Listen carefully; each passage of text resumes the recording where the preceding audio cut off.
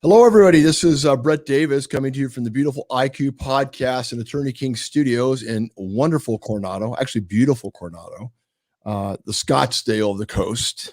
Nobody knows what that means, of course. I'm Brett Davis, of course, and you're not.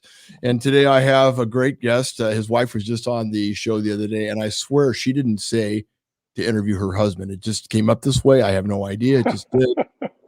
She's a very strong, forceful woman like my wife, but it had nothing to do with it at all whatsoever. I like to say hello to my guest, Chris Veum, who's also Good morning. Good morning. Who is the president of AVRP Studios? Am I right? That's correct. Okay. Who's also you've won a few awards in architecture, and usually people probably think architecture is a boring subject. I find it fascinating, and I love. To me, it looks. I know it's building. They're buildings and they're functional, but I look at them as art. Thank you. Thank you. There's a lot of creativity that goes into it, and it's just think about an experience. If you go into a church or a synagogue, what does that do for you emotionally? And that's really kind of, for me, the heart of what I do is evoking these emotions and experiences for people. So it is exciting. So tell us some of the how long you've been doing this. First of all, where you went to school. Oh God, do I really have to go that far back?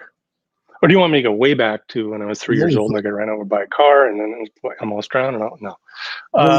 You worked out. The accident worked out okay for you. You came out okay for you. Yeah. Well, not to digress, I'll get to your question, but I started out an interesting sort of childhood. I grew up and I was born in North Dakota. My parents were living in Minnesota at the time. My dad was a car dealer, and I've always been sort of a daredevil. And so my cousin and I were playing kind of like Evel Knievel with our tricycles, and I was three and a half, and we tried to make this ramp with concrete blocks. And I took my trike over, and unfortunately a car was coming down the street at the same time, and so I got run over by a car. No issues. I got a nice big scar on the side, and my right leg is a ½ inch longer. But then the year later, I thought I would be kind of like Greg Louganis and dive off a diving board when we're at Mount Rushmore, some motel. I didn't know how to swim. So my brothers rescued me. And then when I was you're a risk taker.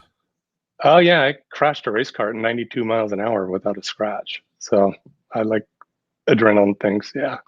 So in your past life, you were a cat. You had 7 lives. And yeah, I've rolled a car. See, there you go. That's like 7. That's 8. You've already surpassed. Okay, I'll stop. Is there more? No, well, so I think you missed your calling, Chris. I think you missed your calling. Possibly, you should have been a stuntman. I would love to do that. Actually, I swear to God, ask my wife. I mean, if one of my passions is Formula One racing, and when I was when I was in college for architecture school. This is in North Dakota, Minnesota. I was interning for this architect in Minneapolis, outside of Minneapolis, and he had married someone from the 3M family. So he was independently wealthy, so he didn't care if he made a profit or not. But he was a cool guy, and he had these 2 what are called Formula Ford. They're like a smaller version of a Indy car, open wheel car. And because my dad was a car dealer, we all went through performance driving school when we got our driver's license. So he came into the work one summer, and one day during the summer when I was interning, I go, Rick, what the hell happened, man? And he goes, God, I was working his chainsaw in the tree and I fell, and oh, wow, that's a bummer. I go, what are you going to do about racing this summer? He's going, yeah, I can't. I'm like, well, I could give it a shot. He goes, what? And then I gave him the whole story.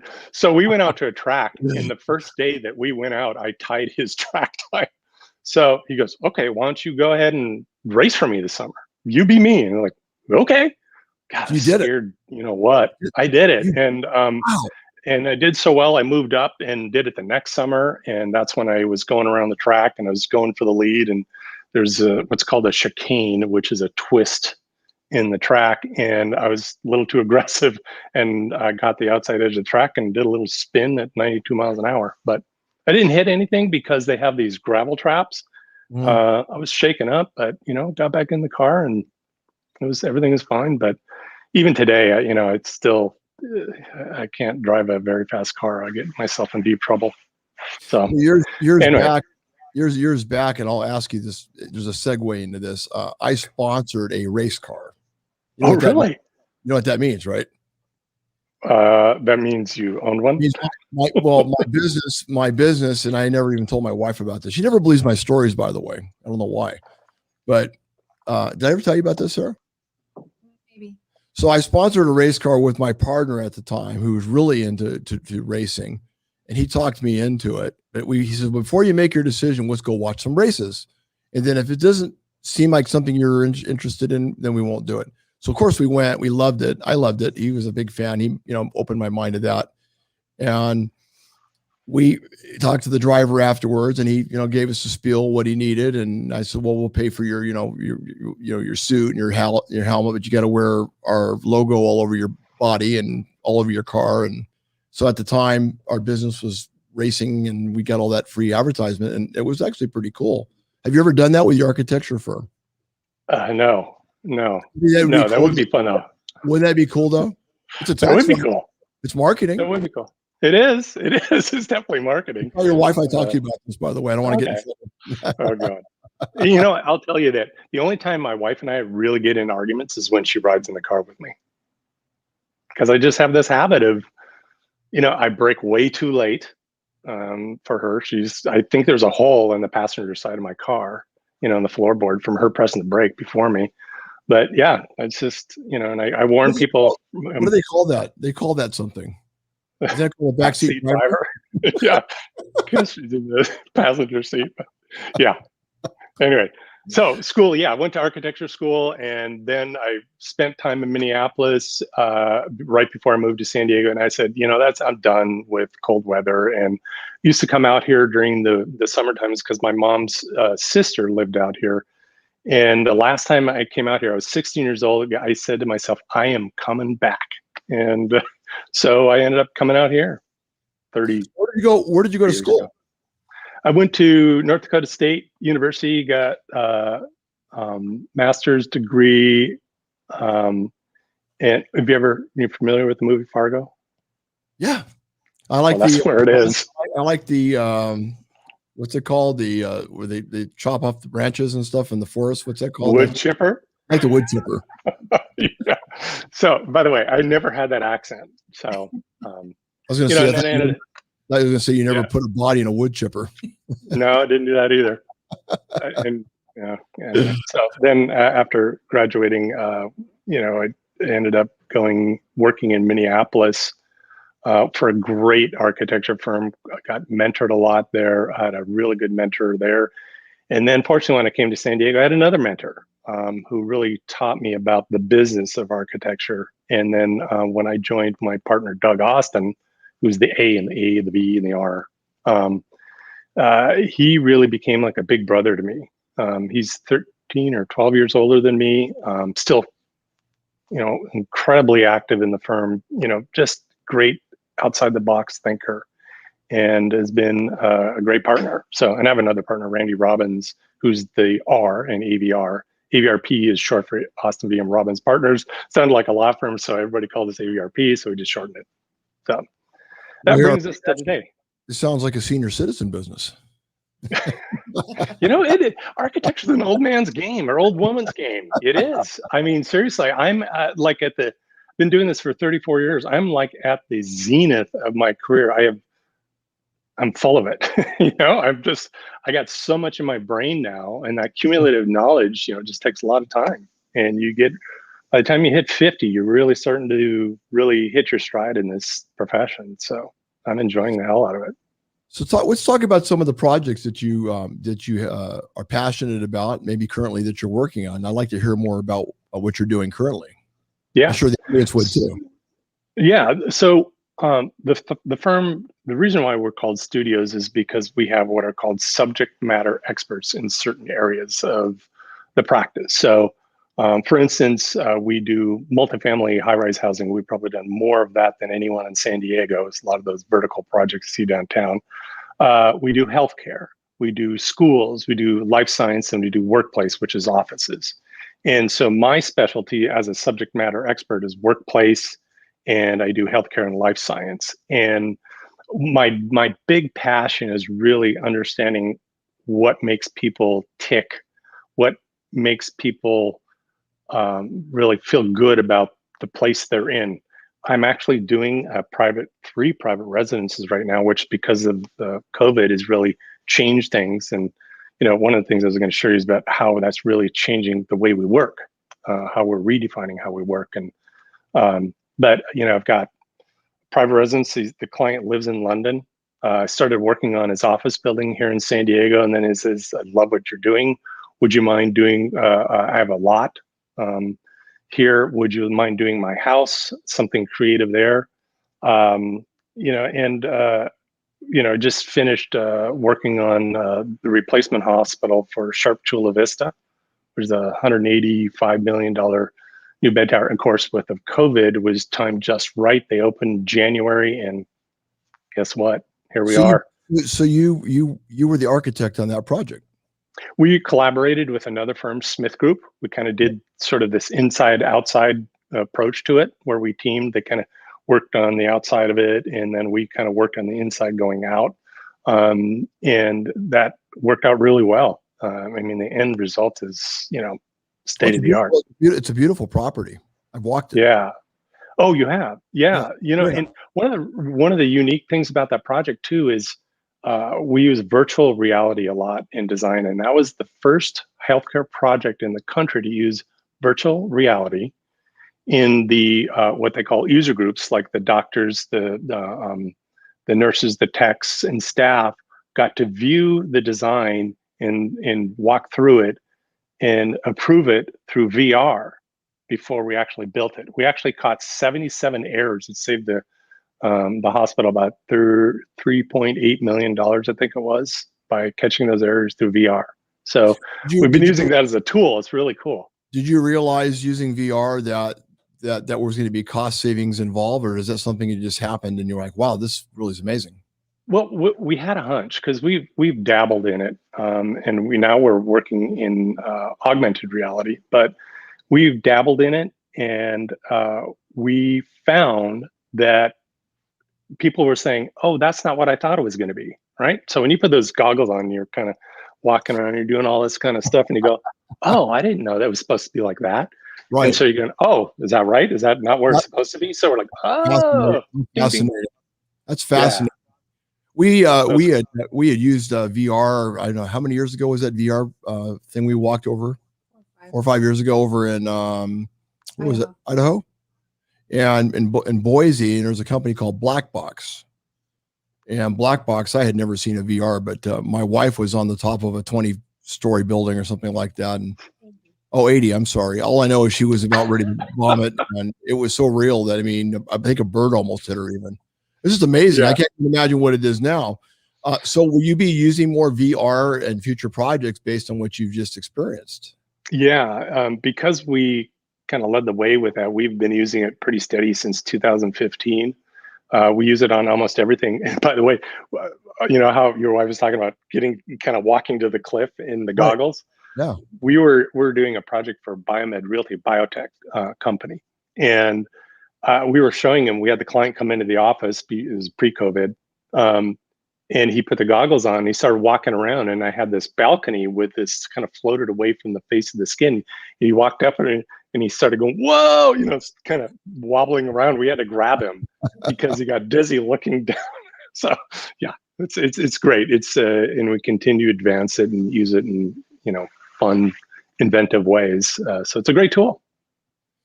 So what are you currently working on? I mean, you're not retiring after that project, because that sounds like it was like those, right?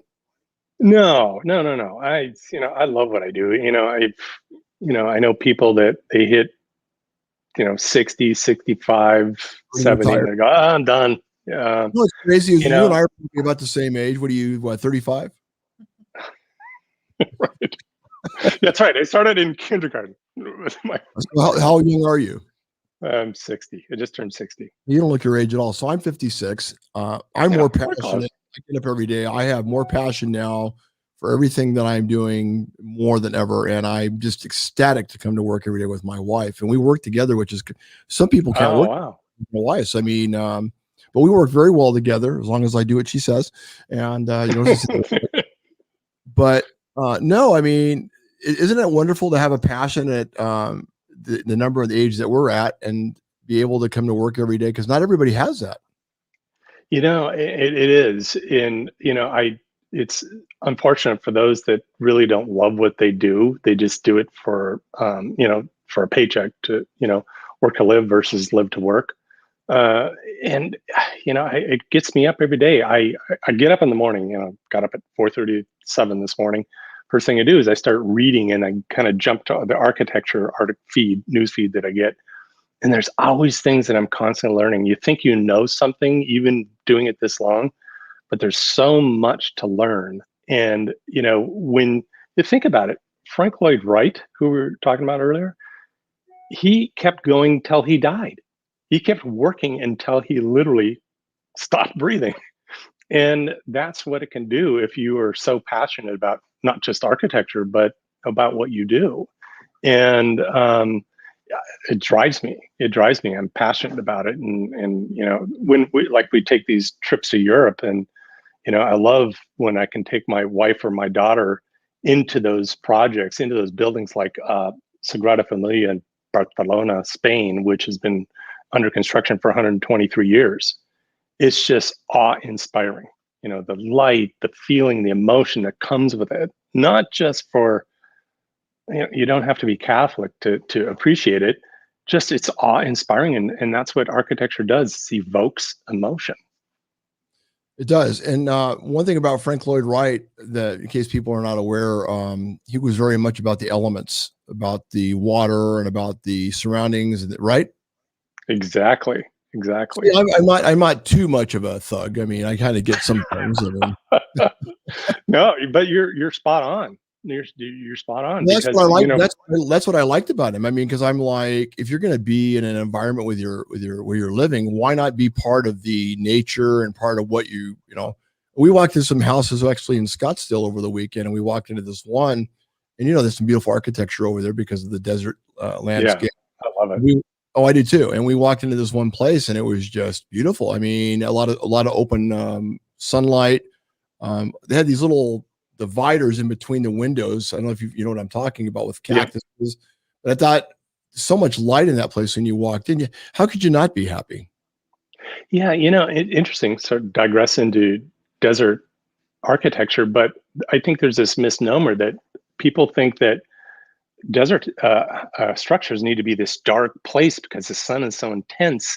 It's just the opposite. Embrace it, what it is. And that's what Frank Lloyd Wright did. He embraced the environment. He actually used materials from the sites where his structures were. And, and funny enough, the workplace we've been talking about, a big discussion that's been going on along with our clients and people in our offices, how we're in San Diego able to bring the outside in. And because of COVID, now how do we blur that line between inside and outside with either existing buildings or new buildings? New buildings, piece of cake, but it's existing buildings, we're doing what's called adaptive reuse or repositioning. And how do we actually start to blur that line and bring some of that outside in and go take some of the inside components to the outside? And it's fun. It's fun. I love exploring that. I feel like I'm in class, and I'm really enjoying what we're talking about. Our audience. Just call me professor. Professor.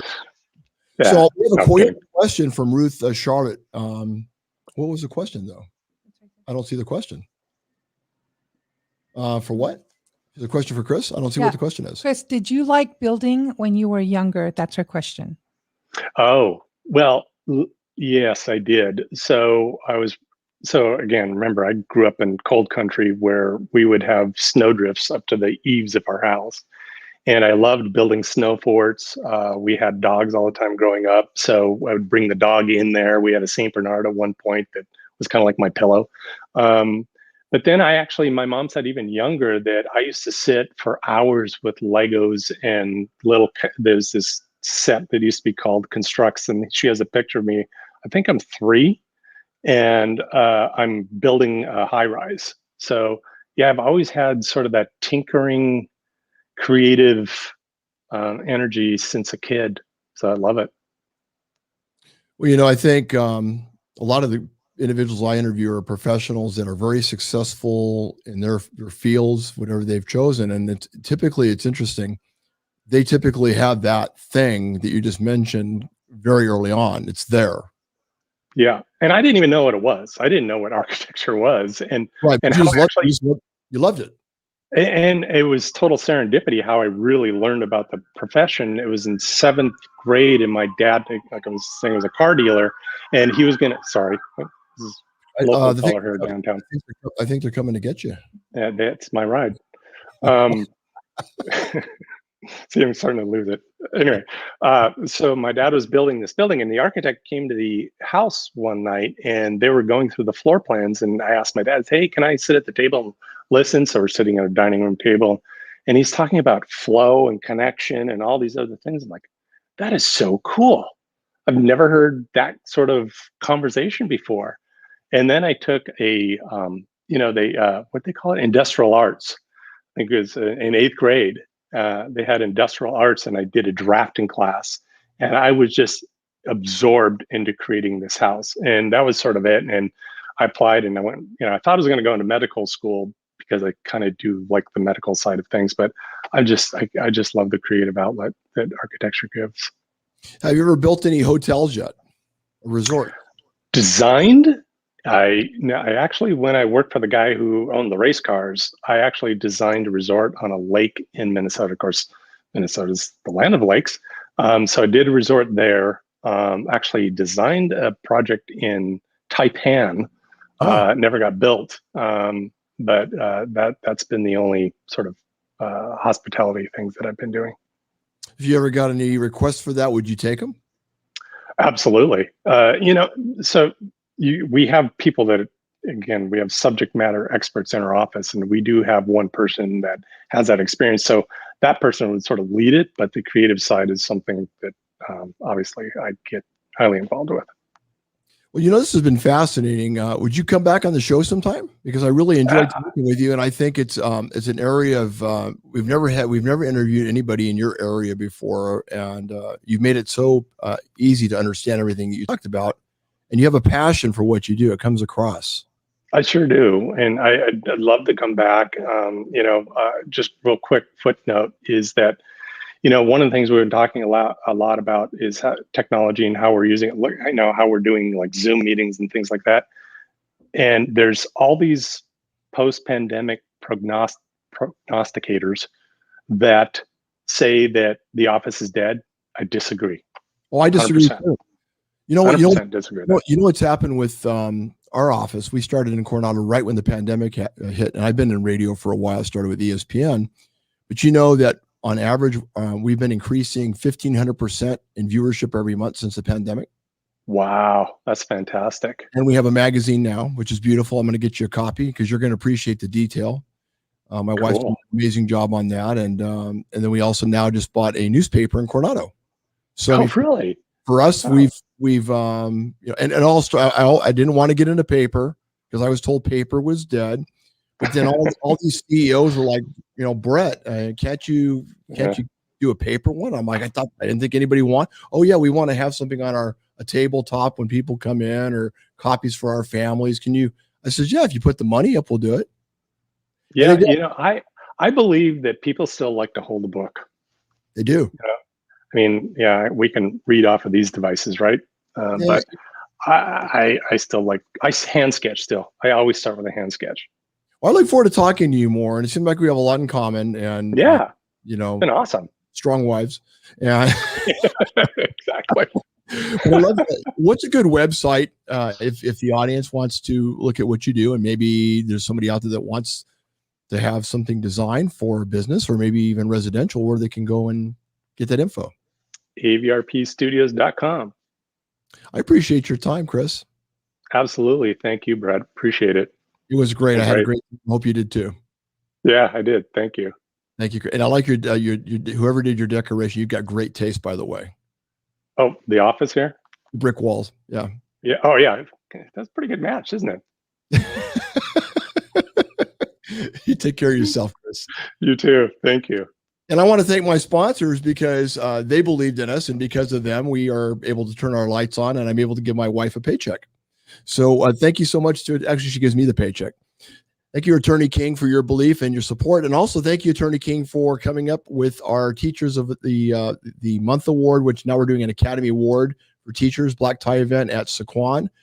Thank you, King, for believing in that idea, and we look forward to doing that event in April. Also, thank you to Sequan Casino and Resort. It's an honor, pleasure having you as partners. I'd also like to thank, and I don't know if you like motorcycles, Chris, but Indian Motorcycle of San Diego, who's a great partner in the show. If you ever want a good deal on a motorcycle, let me know. And then, of course, the gym at Pacific Beach. Thank you, George Jackson, and Serrano's Coronado, who makes a mean burrito and phenomenal seafood, shrimps, and everything you can imagine. And last but not least, IAB Fitness and Marina, who's going to be in my newspaper cover next month in Coronado on, it's called At the Bridge, Beyond the Bridge, Beyond the Bridge in Coronado. That's the name of the paper. Everybody take care of yourselves. And again, take care and God bless.